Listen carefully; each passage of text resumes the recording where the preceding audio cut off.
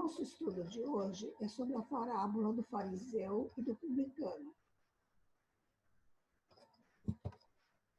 O objetivo é interpretar a parábola do fariseu e do publicano à luz do entendimento espírita. Podemos ver uma mesma passagem bíblica 1000 vezes, e ainda na vez seguinte, Deus falará algo novo conosco. Este é o poder vivo que somente sua mensagem contém. Jesus, através das parábolas, ensina ao nosso coração tudo aquilo que precisamos para ser muito mais felizes do que temos sido até o presente momento, pois o Evangelho é remédio certo e sem contraindicações para o nosso coração e tem o poder de penetrar em regiões íntimas do nosso ser. A parábola do fariseu e do publicano coloca em evidência os malefícios do orgulho e os benefícios da humildade. Ilustra também a maneira correta de orar. Contou ainda esta parábola para alguns que, convencidos de serem justos, desprezavam os outros. Confiar em si mesmo não representa algo condenável. Ao contrário, demonstra confiança no que se sabe e na fé que se abraça. A ponderação de Jesus, registrada nesse versículo, nos fala, entretanto, do excesso de confiança que conduz a pessoa a julgar-se como referência de justiça.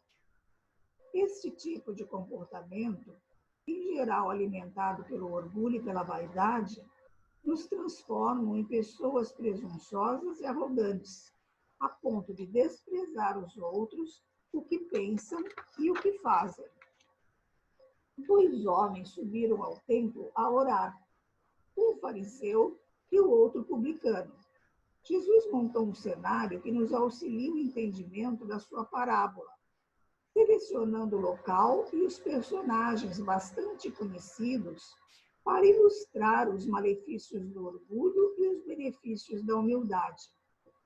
O fariseu, de pé, orava interiormente deste modo: ó Deus, graças te dou porque não sou como os demais homens, ladrões, injustos e adúlteros, nem ainda como este publicano. Jejuo 2 vezes na semana e pago o dízimo de todos os meus rendimentos. A oração do fariseu reflete, sobretudo, o orgulho religioso, já que pode conduzir à falsa crença de que, sendo religioso ou praticante de uma religião, é uma criatura melhor, superior, iluminada ou escolhida por Deus. A vaidade de alguns religiosos pode ser entendida como uma exacerbação do amor próprio, confiantes de que Deus se sente honrado em tê-los como adeptos. A posição de pé indica a forma de demonstrar respeito, comum entre os religiosos da antiguidade. Nos dias atuais, encontramos essa prática nos templos religiosos, como se faz, por exemplo, a leitura de um texto considerado sagrado para os cristãos e para os não cristãos. Na verdade, sabemos que a posição do corpo não confere maior ou menor respeito ao ato de orar, mas sim a postura íntima de quem ora. O fariseu não proferiu uma prece propriamente dita, mas uma vaidosa autolouvação identificada nas seguintes frases do texto evangélico: ó Deus, graças te dou, porque não sou como os demais homens, ladrões, injustos e adúlteros, nem ainda como este publicano.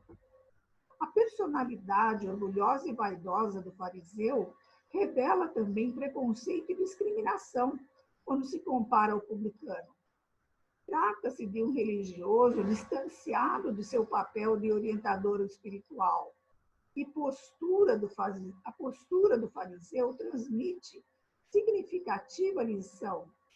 Devemos ter cuidado para não nos julgarmos melhores apenas porque ocupamos posição de destaque no meio social e profissional em que estamos inseridos. O que diferencia uma pessoa da outra são as qualidades do seu espírito. A afirmativa do fariseu, não sou como os demais homens, nem ainda como este publicano, além de ser improcedente, indica o desprezo que ele tinha pelos cobradores de impostos. Revela imaturidade espiritual não aprovar alguém em razão da profissão, até porque, no caso, existiram publicanos que se destacaram no bem, como foi o caso do evangelista Mateus, em Lucas capítulo 5, versículo 27 a 29, ou de Zaqueu, o publicano, também em Lucas capítulo 19, versículos 1 a 10. No seu monólogo com o Senhor, o fariseu se vê também como uma pessoa justa, quando afirma: jejuo 2 vezes na semana e dou o dízimo de tudo quanto possuo. Percebe-se que o seu foco de interesse não era a difusão e a vivência da palavra de Deus, mas as manifestações de culto externo. A lei mosaica preconizava o jejum e o pagamento do dízimo como regra de conduta dos fiéis. O jejum era abstinência de alimentos por prescrição religiosa ou por mortificação, e ainda é usado atualmente. As igrejas cristãs incorporam essa prática como forma de exercitar a disciplina quanto à privação de algo que produz prazer ou alegria, procurando domar os impulsos com relação à alimentação e ao sexo. Figuradamente, o jejum pode ser entendido como qualquer abstinência, moral ou intelectual de livre iniciativa. Jejum de maus pensamentos, de palavras ou ações contrárias ao bem. Para realizarmos nossa transformação moral, é necessário definirmos um regime de jejum contra as imperfeições que ainda possuímos. Jesus, entretanto, não prescreveu o jejum de alimentos aos seus discípulos. Os fariseus, do hebreu paros, que significa divisão, separação, formavam uma das mais influentes seitas judaicas à época de Jesus. Sua origem remonta ao ano 180 ou 200 a.C. Ensinava que só se devia depositar fé nas Escrituras. Tomava parte ativa nas controvérsias religiosas. Servis cumpridores das práticas exteriores do culto e das cerimônias, cheios de um zelo ardente de proselitismo, inimigos dos inovadores, afetavam grande severidade de princípios, mas sob as aparências de meticulosa devoção, ocultavam costumes dissolutos, muito orgulho e, acima de tudo, excessiva ânsia de dominação. Jesus veio trazer uma brisa de ar fresco aos antigos costumes, motivo pelo qual era frequentemente questionado pelos fariseus. Se preocupavam, sobretudo, com as aparências, ao invés de com a própria evolução espiritual. Sabemos, porém, que existiram fariseus notáveis, homens piedosos de grande influência, como é o caso de Nicodemos, em João, capítulo 3, versículo 1. Do homem que acolheu Simão, em Lucas, capítulo 7, versículo 36. De Gamaliel, em Atos, capítulo 5, versículos 34 e 35. E do próprio Paulo de Tarso, em Atos, capítulo 3, versículo 5. Os fariseus aqui representam as pessoas que não se misturam com as demais, por escrúpulo ou por temor de serem por elas influenciadas. São detalhistas, personalistas, isolados em suas ideias e posições, inclusive na prática da lei de Deus. Por terem uma visão focada, passam pela vida quase sempre indiferentes às necessidades dos semelhantes. costumam também ser indivíduos cultos, mas vaidosos do saber que possuem. Mostram-se autoritários e exigentes em relação às pessoas que lhes são subordinadas. O fariseu da parábola retrata, infelizmente, muitos de nós, estudantes empenhados na luta pelo crescimento, mas ainda distanciados da capacidade operacional do amor.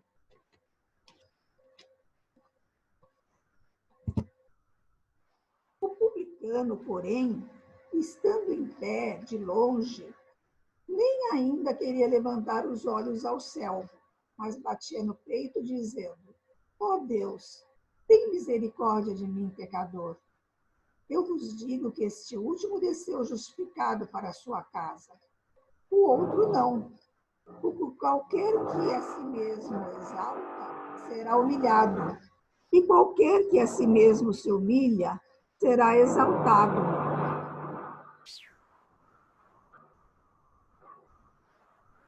Percebe-se que o publicano mantinha-se numa posição de humilde respeito, de longe, ao se dirigir em prece a Deus.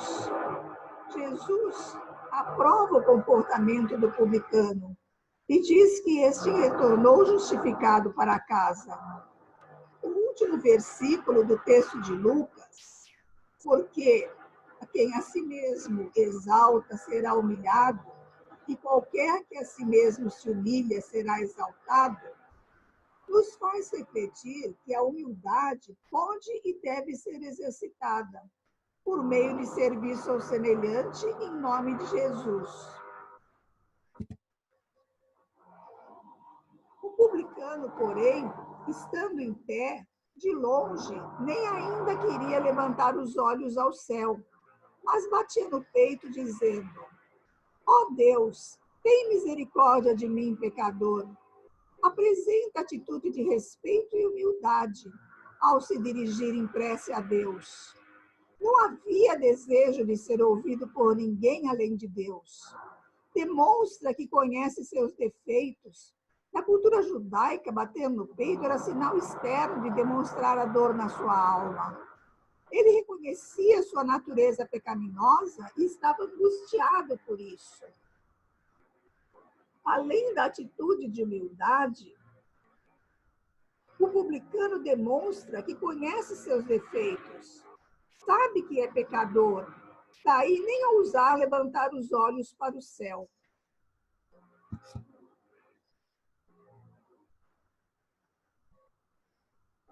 Os publicanos são cobradores de impostos e de tributos definidos pelo Império Romano, pelo domínio romano. A postura mostra a conduta dele. Ambos subiram ao templo para orar, mas com atitudes completamente diferentes. O fariseu ficava em pé, altivo, se achava certo e muito íntimo de Deus, e se auto-intitulava como guardião da lei de Deus. Já o publicano ficou à distância e nem ousava olhar para o céu, temia a Deus, nem ousava se aproximar, pois sabia que estava errado. A humildade, em contraposição ao orgulho, à vaidade, à presunção, é possivelmente a mais difícil das virtudes a ser conquistada no mundo atual, que, governado pelo materialismo, enfatiza o orgulho e a vaidade.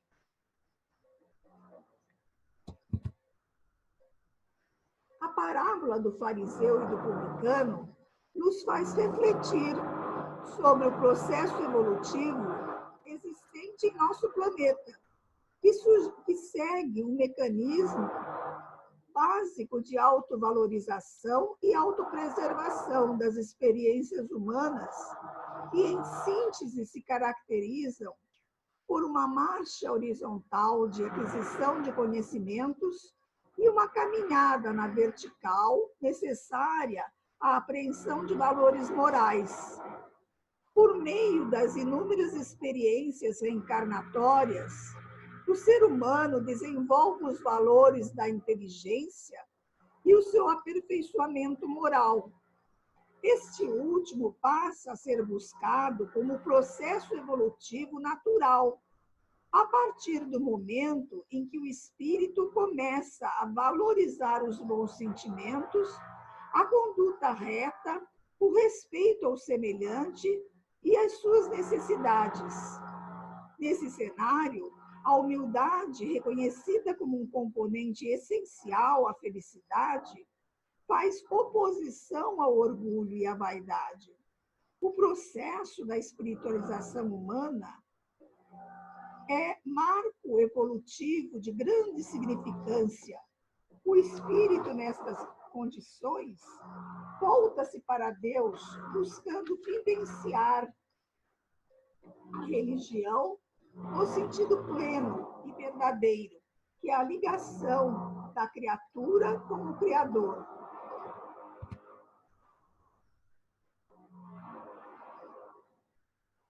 Emmanuel nos diz que a religião é o sentimento divino, cujas exteriorizações são sempre o amor nas expressões mais sublimes, enquanto a ciência e a filosofia operam o trabalho da experimentação e do raciocínio, características da caminhada horizontal.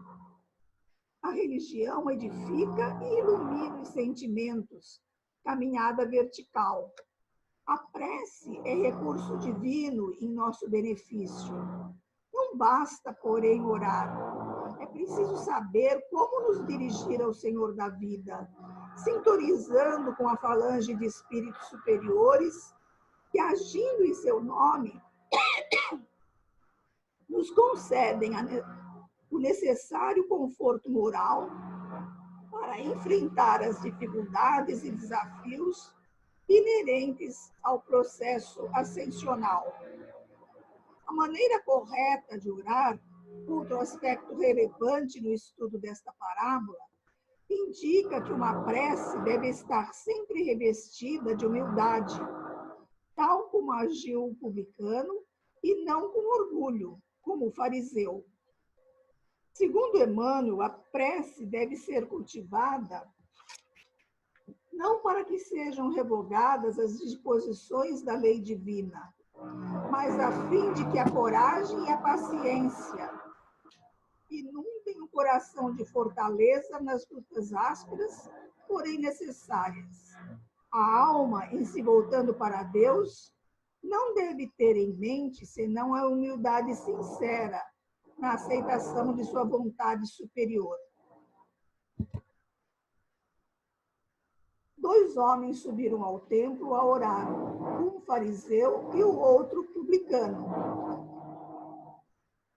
O templo, lugar onde ocorreu o encontro do fariseu e do publicano, é usualmente entendido como um espaço sagrado, destinado às práticas religiosas, ao louvor, agradecimento e súplicas dirigidas a Deus. É sempre visto como um local de oração. Quando alguém, religioso ou não, adentra um templo, assume de forma espontânea uma postura constrita e respeitosa, posição esta que foi rejeitada pelo fariseu e assumida pelo publicano. Templo, porém, tem outro significado, mais subjetivo. Indica o centro ou a essência das nossas cogitações íntimas e autênticas, onde trazemos gravados nossos sonhos e ideais. O Espiritismo ensina que, à medida que evoluímos, santificamos também este templo íntimo, aperfeiçoando sentimentos, pensamentos, palavras e ações. E disse também esta parábola a uns que confiavam em si mesmos, crendo que eram justos e desprezavam os outros.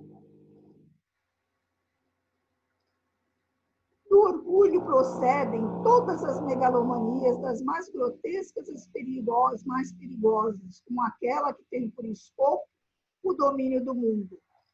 Diz-nos Leon Denis: de todos os males, o orgulho é o mais temível, pois deixa em sua passagem o germe de quase todos os vícios. Desde que penetra as almas como se fossem praças conquistadas, ele de tudo se assenhoreia, instala-se à vontade e fortifica-se até se tornar inexpugnável. Ai de quem se deixou apanhar pelo orgulho!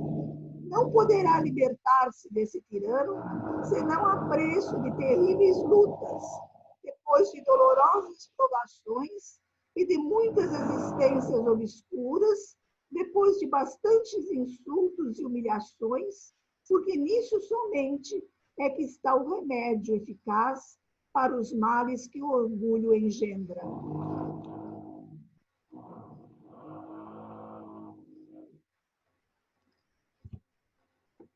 Vamos agora refletir sobre alguns textos espíritas que nos falam sobre essas qualidades que devemos desenvolver se quisermos evoluir espiritualmente. Então, nos diz Kardec, no Evangelho segundo o Espiritismo, capítulo 7, item 11, a humildade, falando sobre a humildade. A humildade é virtude muito esquecida entre vós. Bem pouco seguidos são os exemplos que dela se vos tem dado. Entretanto, sem humildade, podeis ser caridosos com o vosso próximo? Oh, não! Pois se esse sentimento nivela os homens, dizendo-lhes que todos são irmãos, que se devem auxiliar mutuamente e os induz ao bem, sem a humildade, apenas vos adornais de virtudes que não possuís, como se trouxesses um vestuário para ocultar as deformidades do vosso corpo. Lembrai-vos daquele que vos salvou, lembrai-vos da sua humildade, que tão grande o fez, colocando-o acima de todos os profetas. E Kardec, ainda em O Evangelho segundo o Espiritismo, capítulo 11, item 10, nos fala ainda sobre a lei do amor. Amar, no sentido profundo do termo, é o homem ser leal, probo, consciencioso, para fazer aos outros o que queira que estes lhe façam.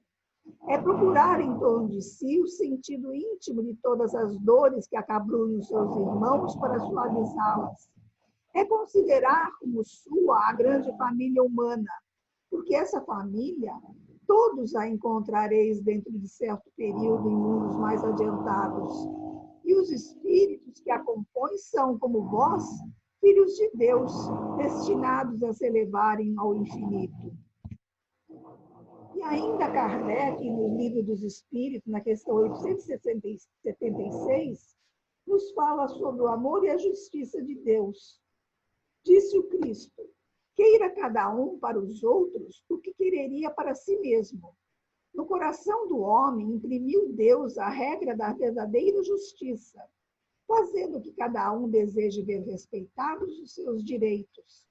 Na incerteza de como deva proceder com seu semelhante, em dada circunstância, trate o homem de saber como quereria que com ele procedessem, em circunstância idêntica. Guia mais seguro do que a própria consciência, não lhe podia Deus haver dado. Kardec, ainda em O Evangelho segundo o Espiritismo, no capítulo 12, item 3, nos fala sobre o amor ao próximo. Se o amor do próximo constitui o princípio da caridade, amar os inimigos é a mais sublime aplicação deste princípio, porquanto a posse de tal virtude representa uma das maiores vitórias alcançadas contra o egoísmo e o orgulho.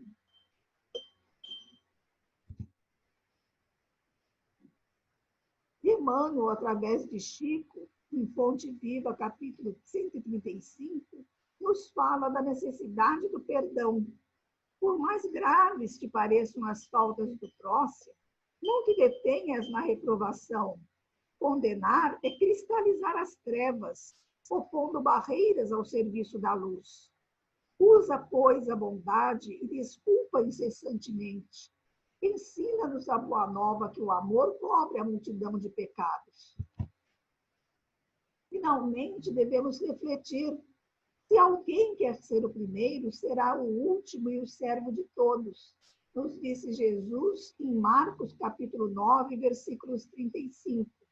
Ao contrário dos valores utilizados pelos homens, sua força extraordinária é constituída pelo amor, pela bondade, pela humildade, pela paciência, pela tolerância, pela fé absoluta no poder supremo.